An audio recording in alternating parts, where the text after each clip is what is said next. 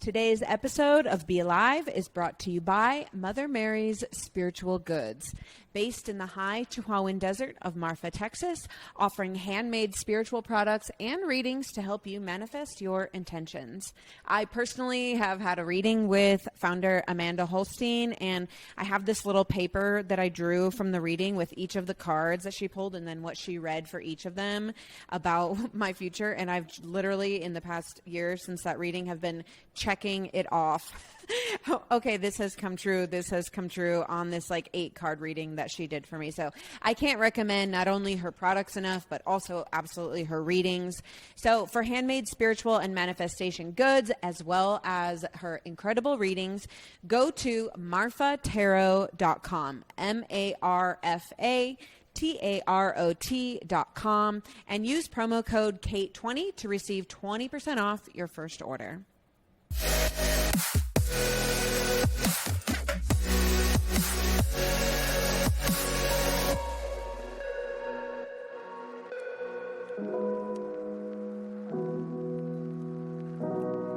Put your hand on your heart, look up at the sky, smile and say, hey, I'm alive. Thanks for being alive with me today. Hey y'all, Kate here. It's a beautiful day to be alive. I have had something burning in my soul to tell you the past couple of days, and it is a story from my life from 2022 to 2023. And it is the story of essentially how I became the most depressed I've ever been in my adult life, and then how I became where I am now and how I got out of it, which is the happiest I've ever been in my life. And it's a really personal time from my life. It was extremely intense, and I just have had this feeling the last couple of days that I want to share it with you. And it's kind of a long story. I hope you'll find it interesting, but it'll probably occur over a couple of parts, 2 or 3 parts. And I hope you'll stay with me. If not, it's all good. Move along to another episode. I got tons of great stuff on here for you. Shorter stories, interviews with inspiring people. But today we going to tell this story of how I got real sad, and then how I got myself unsad. And it wasn't just myself, it was a community effort, but how I went from the most depressed to the happiest I've ever been. And here we go. So in 2022, I was on the cusp of a really big adventure.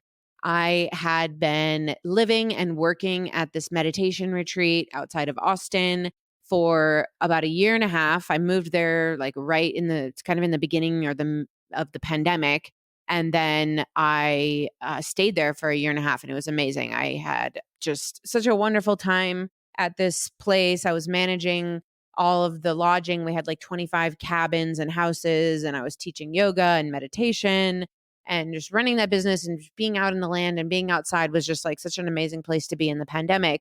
But I had started to have these inklings that I was meant to go on the road. And I was a little confused because I wasn't exactly sure where all this was coming from. But the first inkling, or the first sort of download I got about it, was one day I was vacuuming my little house. And this word popped in my mind, a word that I had never heard before. The word was peripatetic. And I was like, okay, got to Google that. So once I finished vacuuming, I Googled the word, and the definition of peripatetic is someone who lives and works from place to place, something like that. So I was like, oh, interesting. I had sort of been thinking it would be cool to go out and do life on the road, but it was just really a distant thought. But I heard this word peripatetic and just sort of filed that away, interesting. Okay. So a month or 2 later, I had a session with my medium, which I try to do once a year. In that session, I never ask any questions. I really just want to know what spirit has for me. And in that session, she said, I'm having a vision of you, and it's like you're in that movie Nomadland, if you guys remember that movie with Frances McDormand, and you're traveling and living from place to place. And it was just the definition of peripatetic. So I was like, okay, that's a little bit weird. I'm going to note that as well.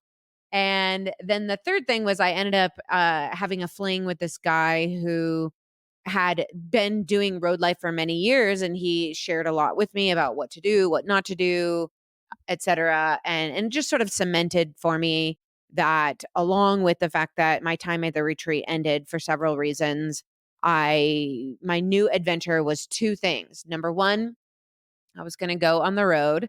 And number two, since my time at that retreat ended, I just felt this fire in me to not work for somebody else, and to just put what would it be like if I put all my energy into building my dream instead of building somebody else's. And so that was my big high at the beginning of 2022, was I decided I'm going to live on the road and I'm going to go all in on entrepreneurship, and I'm really going to make something of my life as an inspire. I'm going to take it to the next level. And as a side note, this is going from like when I first started the You Might Die Tomorrow project back in 2015, 2016, and started writing and, you know, doing stickers and I didn't even want it. I didn't even want people to call it a business. I was like, this is just something that I do to inspire people. And now fast forward to where I really feel like it's my path, and if I'm going to go all in on it and inspire the most people, it needs to take up my time, which means that I can't have this other, working to build somebody else's dream. And so I started looking for my RV and finally found her. I won't forget, on April, or no, it was February 18th, 2022. I felt like I had been looking for so long for my RV, and it was literally like a month and a half. But it's so funny how time is in the moment when we're impatient about something. It feels like it's taking forever when it's like you looked around for your RV for a month and a half. It's not that deep, sis. So I got my 1992 22-foot Class C RV, and it was super 90s inside. And the first thing that I knew I needed to do was to renovate it. I had the other RV that I was living in at the retreat, I had bought that one and totally gutted and renovated it and made it super freaking cute. And I just loved it. And so I knew that, of course, I had to make my new RV cute. And you're probably like, well, why did you get a new RV if you already had one and were living in one that you had already renovated? Well, the one that I had lived in and renovated at the retreat, it was a 27-foot fifth wheel, which, number one, 27 foot is a lot of foot for an RV and just a single gal driving it around. And number two, it was a fifth wheel, which is the kind that goes in the back of a pickup truck. And I don't know, I just wanted something smaller. I wanted something more nimble. I had considered a van, of course, but at that time, things were still like RVs and vans were really, it was like a kind of at the peak of the market. So vans were like starting at like 45 or 50. And I just, for whatever reason, I didn't want to take out a loan at the time, which now looking back, I totally should have. That, not should have, but that, I don't know why I wasn't considering that option. I had amazing credit, and it would have been really cool to just not put all my money into the RV, buying it and renovating it. But hindsight is 2020. So I bought the RV for like 16 grand, renovated it, put some money into it, made it look super cute with the help of my dad. And I, at that time, had this fantasy that I was going to be the meditation version of Yoga with Adrienne on YouTube. And if you don't know who Yoga with Adrienne is, she's like the number one, she's a total YouTube star. And she is the number one, definitely a number one, a top YouTuber, as well as the number one yoga teacher on YouTube and probably online. Honestly, she's amazing and she has a huge following and she's just really cool and genuine. And I was like, that's what I'm going to do. It's going to be Meditate with Kate. And I'm going to be the Yoga with Adrienne version for meditation on YouTube. So I started, I put my all into it. I like went away and recorded a bunch of these meditations, and then was recording the visuals to go with them.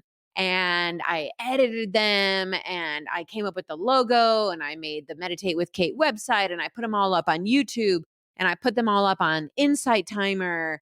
And like, it was a lot of work I put together. I don't know, like 10 or 15. It's kind of like coming out with an album in a way, like a music album. It was just kind of what I was producing. So I put all that energy into it, and I was going to be Meditate with Kate star.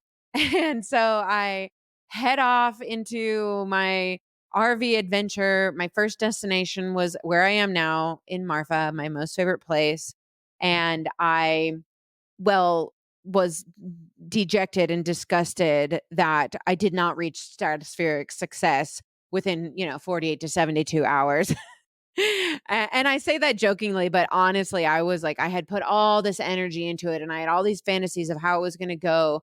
And it just didn't go anywhere. Like, especially the meditation videos, like almost nobody watched them. On Insight Timer, actually, it has done much better. So I think the meditations are great. This is a side note. I'm doing an ad. This is an ad sponsored by the person who's actually telling you this story right now. Go on Insight Timer and search my name, Kate Manser, and listen to my meditations on there. And I think you'll really like them. There's some really profound ones. And the whole theme of my meditations was, and still is, like bringing a meditative quality of feeling alive to our everyday life. So I have a meditation walk. I have a meditation for when you're sick. I have a meditation for when you're with your dog, and so on. So, anyways, it's funny that I had all these delusions of grandeur for the meditations, like hitting worldwide success in 3 days, because I knew cognitively. I actually had a friend at the retreat who worked with Adrienne. So like Adrienne and I have a friend in common, and I knew, and I think it's sort of common knowledge in her story, that she recorded a yoga video a day for like 2 years, if not longer, before she finally started getting traction. And so even though I knew this, even though I knew that you got to put in the work and it takes time and you really have to commit, I just believed in, I thought I was going to like hit it big right away, and I didn't. And so once the initial flare of having, going out on this RV adventure sort of died down, and once I got to Marfa and I realized that my meditation videos weren't really going anywhere, I started to kind of like, get knocked off my joy peg several pegs down. And like reality started to set in. And of course, part of it was that I didn't have my mind right. And part of it was that I, didn't do a good job of planning ahead. I was really living in a certain amount of delusion, which can be good, but can also be harmful. And I also didn't do a great job of tracking my cash flow when I bought the RV and was doing all the renovations and buying different things to like get my life started in the RV.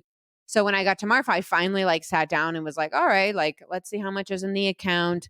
I thought that I had almost a year's worth of savings to get through the year of this first year of like trying to make my own money. And I had this goal of like how much money I wanted to make as an entrepreneur. And it was pretty low. It was like $3,000 a month. Like that was my first like, tier that I wanted to hit. And I'll just read you what I wrote, because this is after I had set off from Austin. I'm in my first destination on my big RV trip around the country and living in the RV and going all in on entrepreneurship. And this is one of my first experiences on my first stop on that adventure.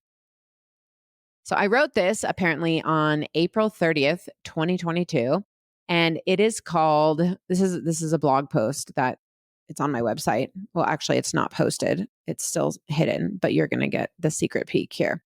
It's called G Take the Wheel, and it was written according to this somewhere around April 30th, 2022. And so I'm going to read you the story and then I'll tell you what was to come after. This is entitled G Take the Wheel, and it was written somewhere around April 30th, 2022. Here we go. I'm at Margaret's in Marfa. It's Friday night. Look above the hat-donned diners' heads while they laugh and discuss this art opening and that internet thing, and of course the eccentric remote connectedness of this unexpected town. And you'll see pastel-hued color flashes high against the sunny white walls. Pink, then green, blue and yellow, like a floating deconstructed prism.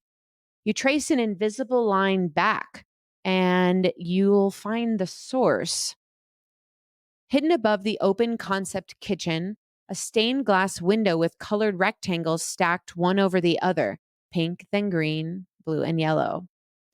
If If you don't look up toward the rafters, though, you'll never notice those colors hovering in space, an ethereal treasure for the curious. I notice it because though I am indeed topped by my own dust colored Stetson, I'm not deep in conversation about the immersive art experience exhibiting at Ballroom. I'm dining alone at the bar with a notebook and pen, looking forward to the bowl of spaghetti bolognese likely being plated right this very moment by one of the strapping young mustachioed cooks in the back. Taking myself out to this chic restaurant tonight isn't just a nice dinner out. It's a valiant act of trust that everything in my life is going to be okay. I'm coming out of a crisis of despondence and fear in which I projected my life being over, financially, professionally, and I suppose literally, in just 3 months' time. It started a couple of days prior with simple division. Divide X available cash by Y monthly expenditure, and out comes how long you have to survive as an entrepreneur throwing herself out to the wolves with near zero inbound cash flow. My calculation was 3 months. I had thought I had 6+ months. That time halved was a terrifying shock. My survival mode looked like this: crying jags, fatalistic thinking, self isolation, and chicken scratched lists of potential income generating pursuits, most of which I had already written on other lists, but, wrote again for good measure. It wasn't just the 3 months until I'm broke revelation that had me panicked and fear stricken, though. It was the intense pressure that comes when one places their entire self worth in the success or failure of an entrepreneurial venture. I've side hustled as an inspirer for 6 years, but I've always had a paycheck from somebody else. This is the first time I'm relying fully on my own personal gifts and business savvy to survive financially. Naturally, that comes down to whether I am a worthwhile person or not. I had planned on having most of this year to start generating measurable income. I had envisioned myself all the way at the end of the year with a hit article or a hit meditation or a hit something that catapulted me to the mysterious number of followers and sales that will make me proud to be me. I was in an inky spiral of ugly thoughts about my worth as a human and the lack of a place for me in this world. Under that press of financial solvency, the reality that I don't fully believe in myself was laid bare. The climax came during the weekly free meditation circle at the library. It's mostly locals who come out to experience the peaceful energy of the practitioner and the meditation time and communally step out of the hamster wheel of life for an hour every Tuesday evening. Mercifully, at that time, masks are required because as soon as Nick tinged the xylophone, ting, and the group of 8 fell silent, I was overcome with the full weight of the fears, insecurities, and wondering if I should even live that had been swirling in me the past couple of days. Fat tears began to flow. The cotton mask mopped up the waterfall because, silent sobs are my specialty. The feelings were so big, so terrifying that I could finally see the solution. Surrender. Give up the pain. Give up the worry and give it to someone more powerful than me. So inside of my being in that cement floored community room, my soul spoke to God over and over. I surrender. I surrender. I give it up. I give it up to you. Take it. I can. Now, once I started that mantra, every tear was like a release. My white cotton mask became completely soaked through with tears and snot.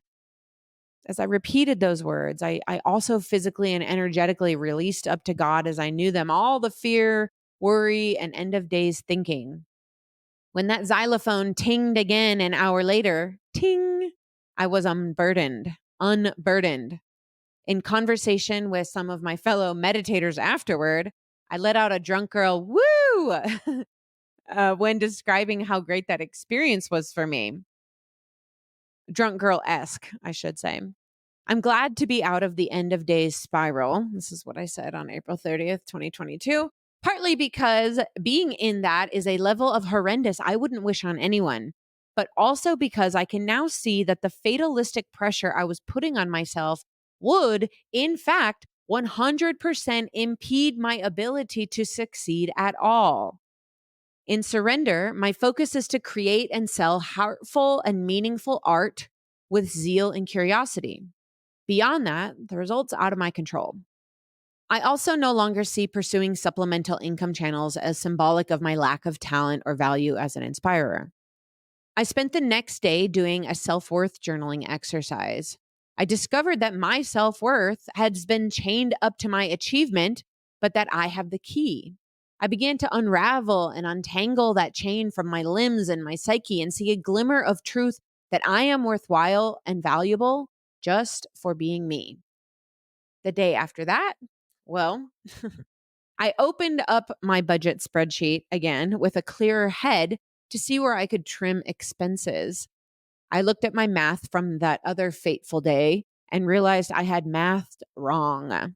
I had 5.3 months to play at this game show of entrepreneurial experimentation. Actually, let's play.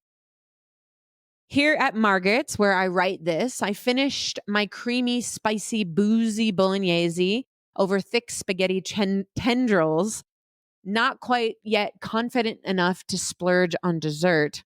I declined the server's suggestion and asked for the check. A lock of her soft brown hair came loose from her ear as she leaned in toward me. An angel in the restaurant has taken care of your check this evening.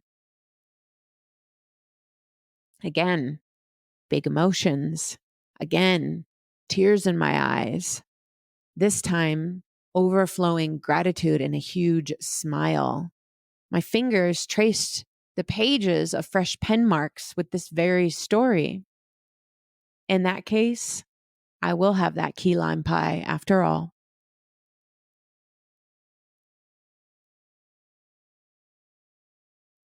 I haven't read that since I wrote it in April 2022.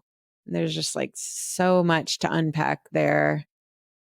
I mean, it was true. I was in the restaurant writing about this amazing experience that I had had in, fear and terror and instability, and then the crying during the meditation, and how I was just like I was making sense of it, and I realized that if I'm so stressed about money and in scarcity mode, that I'm not going to be able to be the creative that I want to be.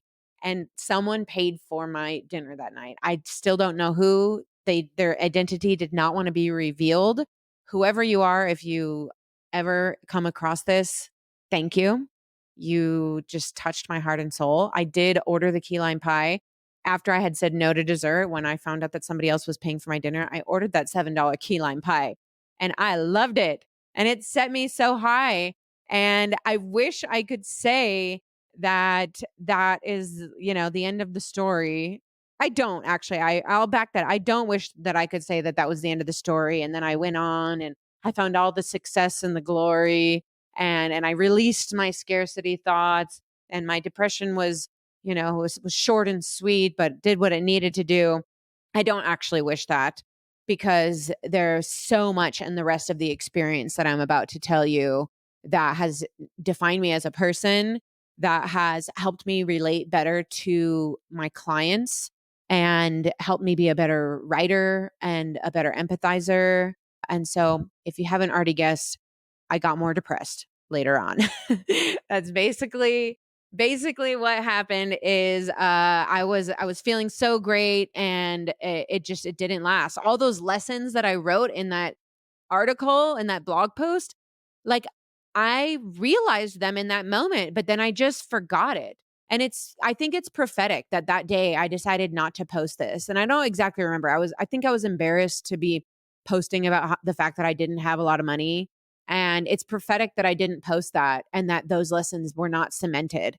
Because imagine if I had posted that and people had commented and were talking about maybe how it impacted their life or how it resonated with them, or they have scarcity mindset as well. I would have thought more about those lessons instead of just writing it, deciding not to publish it and forgetting that I had even written it. And then also not really like fully taking in those lessons that I had learned in that experience. So let's get into the down and dirty, which is that I continued on my RV adventure and it was highest of highs and lowest of lows. The highest of highs because I was seeing some of the most beautiful locales I'd seen in my life. And I also had total freedom and I met some interesting, magical people and I had so many unique experiences. And lowest of lows because I let negative thinking, scarcity thinking, and depression just suck my soul away. Totally suck my soul away. And I was hurting a lot. And, it starts small and it just if we let these thoughts go unchecked, they just get worse and worse. And so, what started out as uh, you know, nothing works out for me, nobody cares about me, snowballed into far more ugly thoughts. And, the meditation thing didn't pop immediately. I started making YouTube videos. They also didn't pop immediately. And I had really unrealistic expectations. It's like I lost my resilience and grit. It was just, I thought that if I believed in it enough that things would happen. And that was where I can see I went wrong because at the time that it just so happened that at that time I really started studying manifestation and I started listening to Abraham Hicks and it really resonated with me at that time because I had all these big dreams and I was on this big adventure. But I got it really wrong. I got manifestation wrong because manifestation really has two important parts. The first part is yes, express your desires, say what you want, make your vision board, visualize what you want, act like you already have it. And I did that. I was doing that pretty well. I did the vision board. I was, writing and journaling what I wanted and where I wanted to be. And I was thinking about it a lot. But in that, I was also left to observe the chasm between what I wanted and what I presently had. And what that did was that caused me to focus on what I didn't have. And I missed the second half of manifestation, which is, yeah, say your desires, say what you want, visualize it, act like you already have it. But you also have to be radically gratitude. You have to be radically gratitude, but you also have to be radically grateful for everything in you, but you also have to be radically grateful for everything you have in your life that you appreciate now. And I didn't do that. I was just focusing on what I wanted and what I wanted. And then I started focusing on how I didn't have what I wanted and it was so far for me to get there. And that's what bred the scarcity thinking for me. And it started as scarcity thinking, but let me tell you, it went real fast into some real dark, ugly shit. So that was April, May, June, July.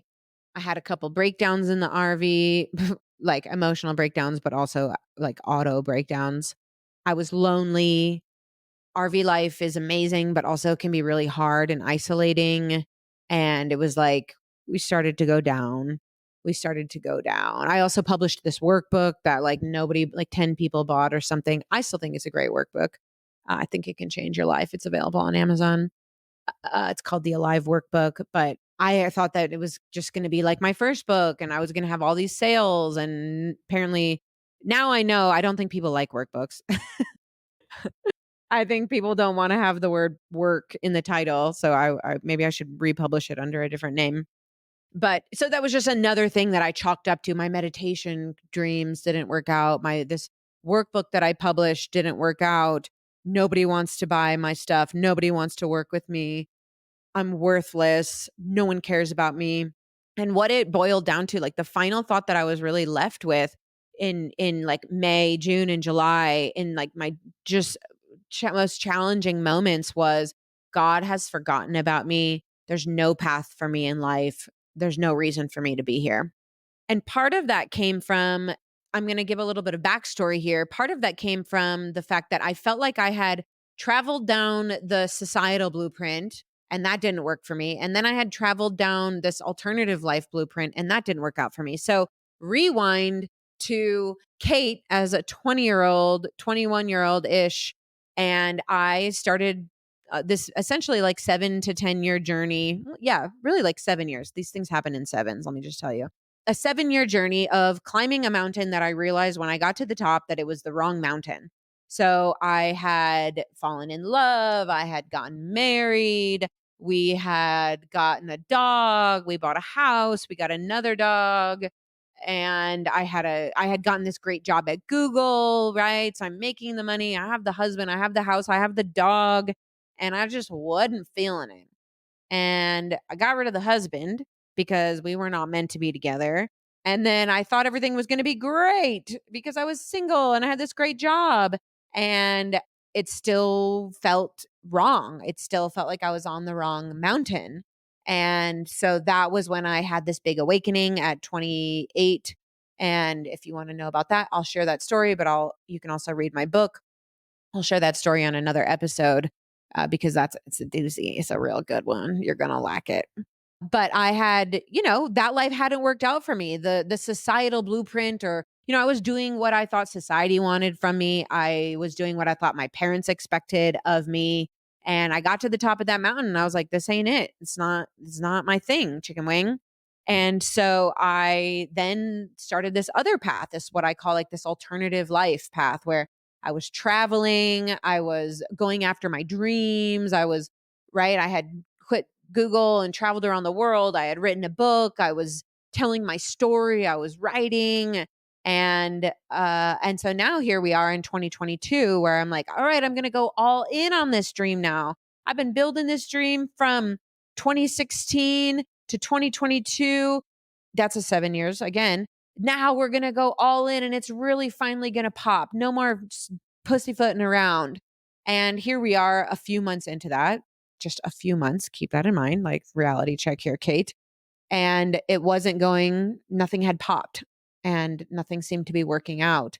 And so the story that I made in my mind was regular life doesn't work for me. Societal life doesn't work for me. I don't want the husband and the house and the corporate job. And now the inspirer life, like the living my dharma life, isn't working for me either. So what am I supposed to do, God?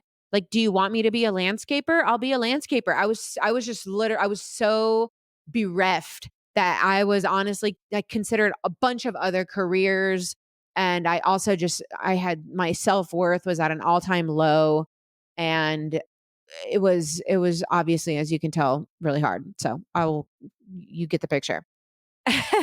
And then we're closer to August at this point, and I had seen a post on Facebook in the Burning Man group there was this really cool art piece that was looking for build crew. So I applied, I had an interview, and I got accepted.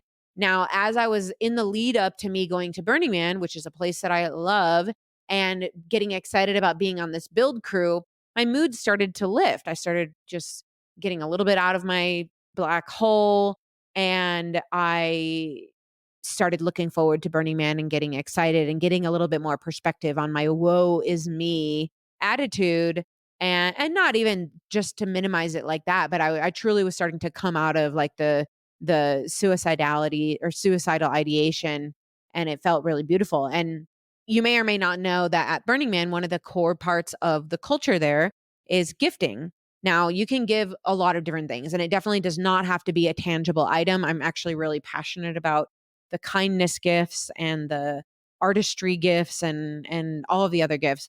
But this year I had decided, because I was so grateful to be alive, that I was getting the chance to go to Burning Man. Actually, I think that's what it is. I'm actually realizing that right now, is that the reason I was so excited to go to Burning Man was, yes, the art piece, and yes, I love Burning Man, but also because I was like so close. I felt like I was so close to not being alive that I was really excited to get the chance to go to Burning Man.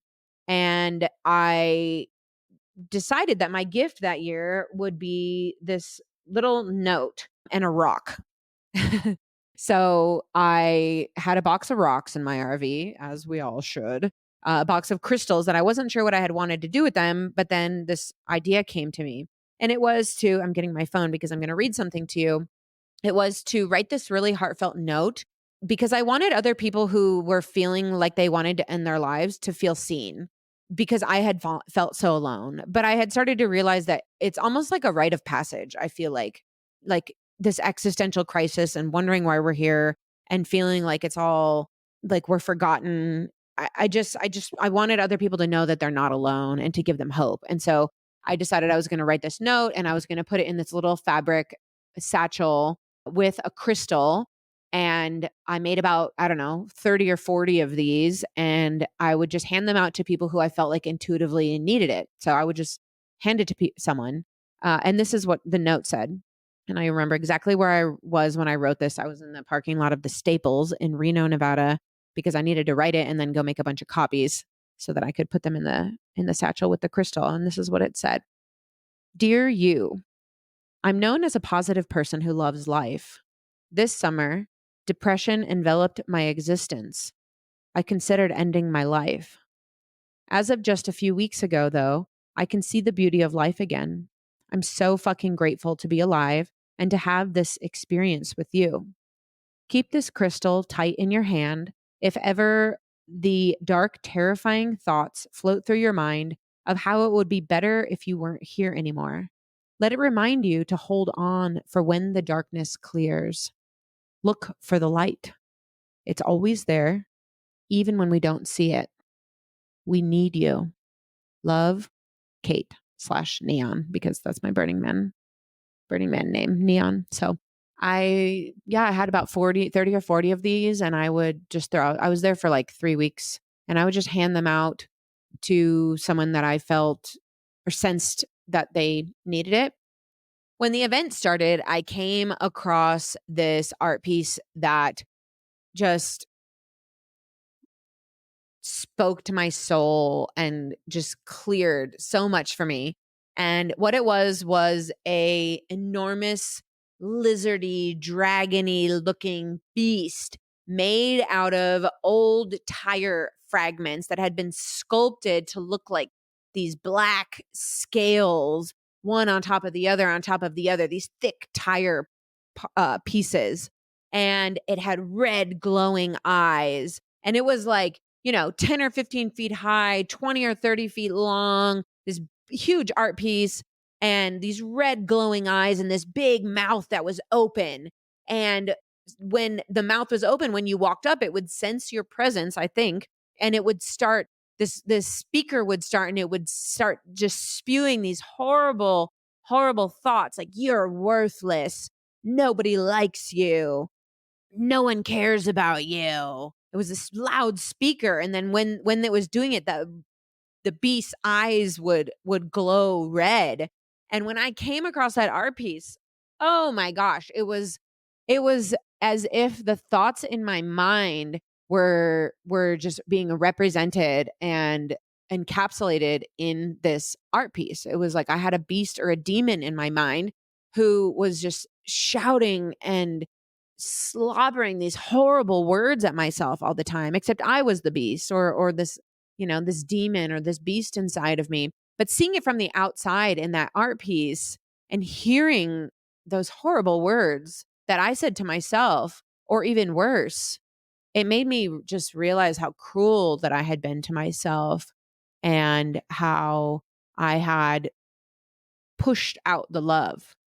I had pushed out the acceptance and really only left space for negativity, darkness, lack, scarcity, horror, fear. Now, the other part of this art piece was in front of the beast, there was a child, a sculpture of a child. And I didn't realize this, but I later found out that if you hug the child, the beast would stop and it would start saying loving words instead.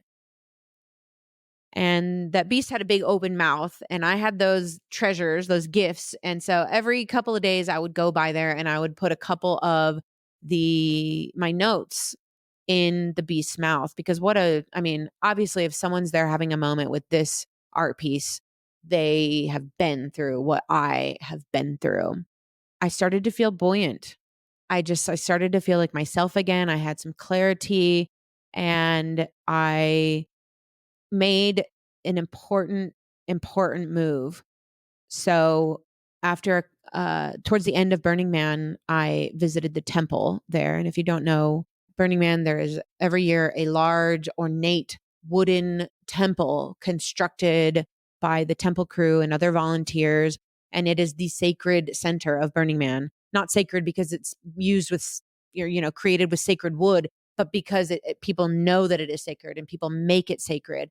And I would venture a guess that 99% of the people who attend Burning Man every year, which is somewhere between around 80,000 people, visit this temple and process some type of grief or loss. And they'll leave mementos and papers and gifts and, right on the walls all over. And at the end of the week, everyone gathers around on Sunday and it's burned to the ground and we all watch silently. So a couple days before the temple was to be burned, I went there again and I was just thinking about that art piece, The Fear Beast. I was thinking about how I was just feeling so grateful to be alive. I was feeling so grateful to be alive. Again, that's what the sense that I had going leading up to Burning Man. And that's the sense that I felt like this was like a bonus Burning Man for me because I really felt like I would have almost unalived myself. I was really just thinking about it all the time. And so I just was like, I can't believe I almost missed this. This would have been such a travesty to miss this Burning Man. And as I was in the temple that day reflecting on all of that, I just had this voice or this sense and it told me to promise myself to stay alive until the next Burning Man. Kate, you need to stay alive. You need to promise yourself to stay alive until the next Burning Man. And if you know me, or this may not even be public knowledge, even to my closest friends, but I'll tell you, which is that I have trouble keeping promises to myself. I'm rarely break a promise to somebody else, but to myself, have had trouble keeping promises in my life. And so the idea, I don't make that many promises to myself, I think, because I know I have a tendency to break them. So when I got that download, message, inkling to promise myself to stay alive until Burning Man 2023, it felt like something meaningful. And so in the temple, I did. I said, I promise to stay alive until Burning Man next year. I will make it to Burning Man next year. And if you know anything about like alcoholics, for example, it can be a lot to think, oh, I'm going to quit drinking for my whole life. So what a lot of alcoholics will do is to say, I'm not quitting alcohol for life. I'm just not going to drink today. And they do that for like 20 or 30 years because it's easier to think and focus on not drinking today than it is to plan for not drinking for the whole rest of life. That's like a big bite to chew.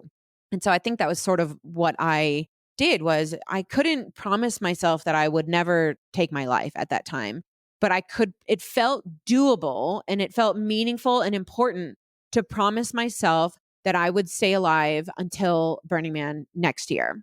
So I made that promise to myself and it like really stuck with me. And I did not know how important that promise would come to be. So that is the end of episode 1 of this series, of this story. And I can't wait to share the next episode with you. Thank you for listening. Thank you. Thank you for listening. We will be back soon. Look forward to catching up with you on the next episode to share what happened after Burning Man that rocked me to my core, to share what happened in the rest of 2022, and then how I was able to miraculously get to where I am today, which is the happiest that I've ever been from the most depressed that I've ever been. Thank you for tuning in to Be Alive with Kate Manser. It's an honor. Thank you. Like, subscribe, share Share this episode with somebody who needs a little dose of inspiration in their life. Definitely review the show on whatever platform you're listening to. And you can always check out katemanser.com for my up-to-date coaching offerings and other goodies. Check out my book, You Might Die Tomorrow, my workbook, The Alive Workbook. I have a children's book called You Are the Cyan Ocean. All the things. Again, thank you so much for tuning in. It is truly, seriously, genuinely an honor to spend time with you and to have the honor of being in your ears and your eyes. Take care. Lots of love.